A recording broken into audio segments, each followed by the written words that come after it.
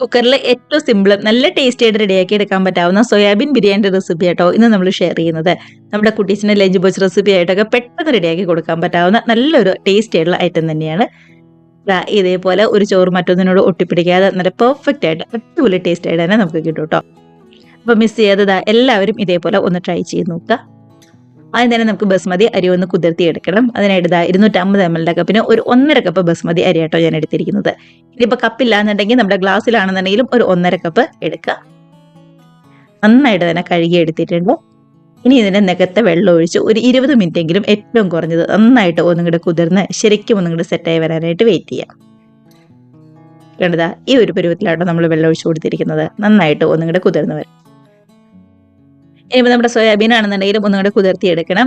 അതിനായിട്ട് ഒരു കപ്പ് തന്നെ സോയാബീൻ എടുത്തിട്ടുണ്ട് കേട്ടോ. ഇതേപോലെ ചെറിയ സോയാബീനാണ് ഞാൻ എടുത്തിരിക്കുന്നത്. വലുതാണെങ്കിലും കുഴപ്പമില്ല. നന്നായിട്ട് തിളച്ച വെള്ളം ഇതേപോലെ നികത്തെ ഒഴിച്ച് ഒരു 10 മിനിറ്റ് ഒന്നുകൂടെ കുതിർന്ന് വരാനായിട്ട് വെയിറ്റ് ചെയ്യാം. നന്നായിട്ട് തിളച്ച വെള്ളം ആയതുകൊണ്ട് തന്നെ പെട്ടെന്ന് ഇങ്ങോട്ട് കുതിർന്ന് നല്ലോണം സോഫ്റ്റായി വീർത്ത് വന്നോളൂ. അപ്പോൾ അതവിടെ റെഡിയായി വരുന്ന സമയം കൊണ്ട് നമുക്കൊരു മസാല ഒന്ന് റെഡിയാക്കി എടുക്കണം. മിക്സിയുടെ ചെറിയ ജാറിലേക്ക് ഇഞ്ചി, പച്ചമുളക്, അതേപോലെ തന്നെ വെളുത്തുള്ളിയും ചേർത്ത് കൊടുക്കുന്നുണ്ട്. നന്നായിട്ട് പഴുത്ത ഒരു വലിയ തക്കാളിയും ഒരു പിടി മല്ലിയിലയും കൂടി ചേർത്ത് ഒട്ടും തന്നെ വെള്ളം ചേർക്കാതെ ഇതേപോലെ അരച്ചെടുക്കാം. കണ്ടതാ ഇതേപോലെ അരച്ചെടുത്ത് നമ്മുടെ മിക്സ് ഒന്ന് റെഡിയാക്കി എടുക്കുമ്പോഴാട്ടോ ശരിക്കും നമ്മുടെ ബിരിയാണിക്ക് അടിപൊളി ടേസ്റ്റ് വരുന്നത്. ഒരു 10 മിനിറ്റ് ഒക്കെ കഴിഞ്ഞപ്പോഴേക്കും സോയാബീനൊക്കെ നന്നായിട്ട് തന്നെ കുതിർന്ന് ഇതേപോലെ സോഫ്റ്റ് ആയി വന്നിട്ടുണ്ട്. ഇനിയിപ്പോൾ ഇതേപോലെ എടുത്ത് ശരിക്കും വെള്ളം പിഴിഞ്ഞ് മറ്റൊരു ബൗളിലേക്ക് മാറ്റി കൊടുക്കാം.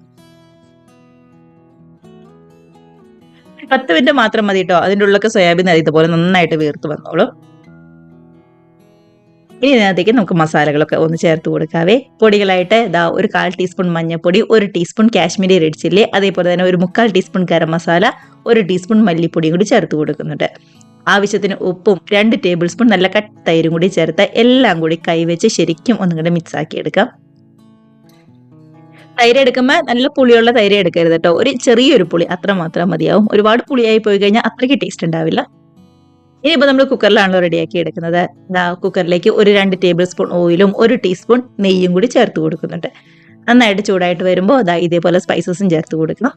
ഏലക്ക, കുരുമുളക്, അതേപോലെ തന്നെ നമ്മുടെ കറുകപ്പട്ട, ഒരു ബേ ലീഫ്, ഗ്രാമ്പൂവും കൂടി ചേർത്ത് നന്നായിട്ട് തന്നെ ഒന്നുകൂടെ മിക്സ് ആക്കി എടുക്കാം. മീഡിയം വലിപ്പത്തിലുള്ള ഒരു 2 സവാള ഇതേപോലെ നീളത്തിൽ തീരെ കനം കുറച്ച് അരിഞ്ഞതും കൂടി ചേർത്ത് കൊടുക്കുന്നുണ്ട്. നമ്മൾ ഈ സവാള വഴറ്റിയെടുക്കുമ്പോൾ നല്ലോണം ഒരു ഗോൾഡൻ കളർ ആവുന്നവരെ വഴറ്റിയെടുക്കണേ. ഗ്യാസിന്റെ ഫ്ലെയിം ഫുൾ ഫ്ലെയിമിലൊന്നും വെക്കണ്ട, മീഡിയം ഫ്ലെയിമിൽ മാത്രം വെച്ചിരുന്നാൽ മതി. കുറച്ചും കൂടി ഒന്നുകൂടെ കളർ മാറി വരാനുണ്ട്. ഈ ഒരു പരുവത്തിൽ ഒട്ടും തന്നെ കരിഞ്ഞു പോവാതെ ഈ ഒരു ഗോൾഡൻ കളറായി വരുന്നവരെ വഴറ്റിയെടുക്കാം കേട്ടോ.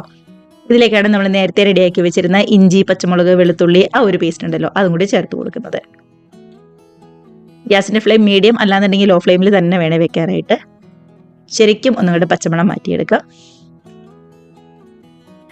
ഇതുപോലെ പച്ചമണം നന്നായിട്ട് മാറി വന്നതിന് ശേഷം വേണം റെഡിയാക്കി വെച്ചിരിക്കുന്ന സോയാബീനും കൂടി ചേർത്ത് ഒന്നുകൂടെ മിക്സ് ആക്കി എടുക്കാനായിട്ട്. ഗ്യാസിന്റെ ഫ്ലെയിം ഏറ്റവും ലോ ഫ്ലെയിമിൽ തന്നെയാട്ടോ ഈ സമയത്തൊക്കെയും വെച്ചിരിക്കുന്നത്. നമ്മുടെ സോയാബീനും കൂടി ചേർത്ത് മസാലയായിട്ട് നന്നായിട്ട് ഒന്നും കൂടി യോജിപ്പിച്ച് നല്ലോണം തന്നെ സോയാബീനൊക്കെ ഒന്നും കൂടി ചൂടായി വരുന്നവരെ വെയിറ്റ് ചെയ്യാം. കൈ എടുക്കാതെ ഇടയ്ക്കിടയ്ക്ക് ഒന്നും കൂടി ഇളക്കി കൊടുക്കുക. കണ്ടോ നന്നായിട്ട് തന്നെ ഒന്നും കൂടി ചൂട് കയറി വന്നിട്ടുണ്ട്. ഇത് മതി. നമ്മുടെ മസാലയൊക്കെ ആണെന്നുണ്ടെങ്കിൽ നന്നായിട്ട് പിടിച്ച് റെഡിയായി വന്നിട്ടുണ്ട്. ഇനി വെള്ളം കളഞ്ഞ് വെച്ചിരിക്കുന്ന നമ്മുടെ ബസ്മതി അരിയും കൂടി ചേർത്ത് നന്നായിട്ട് ഒന്നും കൂടി മിക്സ് ആക്കി എടുക്കണം. ഇതിലേക്ക് ഒരു 2.5 കപ്പ് വെള്ളം, ആവശ്യത്തിന് ഉപ്പും, ഒരു 1/4 ടീസ്പൂൺ നെയ്യും കൂടി ചേർത്ത് ശരിക്കും മിക്സ് ആക്കി കുക്കർ അടച്ച് മീഡിയം ഫ്ലെയിമിൽ ഒറ്റ വിസിൽ മാത്രം കേൾപ്പിച്ചാൽ മതിയാവും കേട്ടോ. 1-2 കാര്യങ്ങളൊക്കെ ഒന്ന് ശ്രദ്ധിച്ചാൽ മാത്രം മതിയാവും. നമ്മുടെ സവാള വഴറ്റിയെടുക്കും നല്ല ഗോൾഡൻ കളർ ആവുന്നവരെ വഴറ്റിയെടുക്കുക. അതേപോലെ തന്നെ പച്ചമണമൊക്കെ ഒന്നുകൂടി ശരിക്കും മാറി വരുന്നവരെ നന്നായിട്ട് ഒന്നുകൂടെ വഴറ്റിയെടുക്കണം. ഇങ്ങനെയുള്ള 1-2 കാര്യങ്ങളൊക്കെ ശ്രദ്ധിച്ചാലുണ്ടല്ലോ നമ്മൾ അടിപൊളി ടേസ്റ്റ് നമ്മുടെ സോയാബീൻ ബിരിയാണി ഈസി ആയിട്ട് റെഡിയാക്കി എടുക്കാവുന്നതേ ഉള്ളൂ. അപ്പോൾ അടച്ചു വെച്ച് ഒരു വിസിലൊന്ന് കേൾപ്പിച്ചെടുക്കാവേ.